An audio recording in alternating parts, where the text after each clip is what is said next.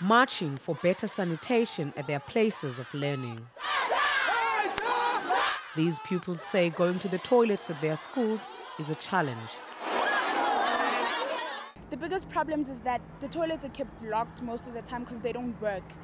And because of that, we have to queue for a very long time during short break and lunch, and we end up having to go back to class very late.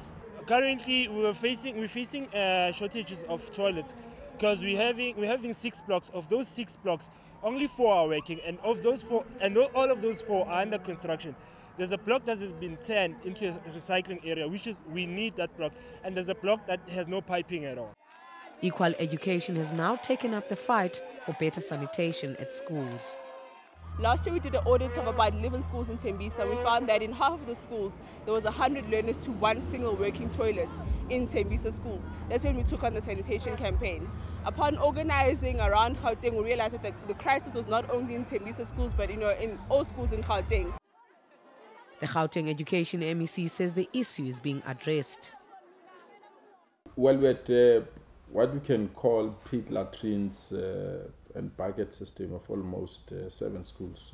And I indicated that by the time I reach 100 days, those toilets must have proper flushing toilets. We managed to achieve that.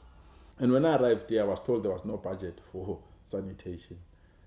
I've managed to get 115 million for sanitation in the first 100 days. Lesufi says his office will work with any group, including opposition parties, to improve the standard of education in the province. Ekurhuleni, Johannesburg.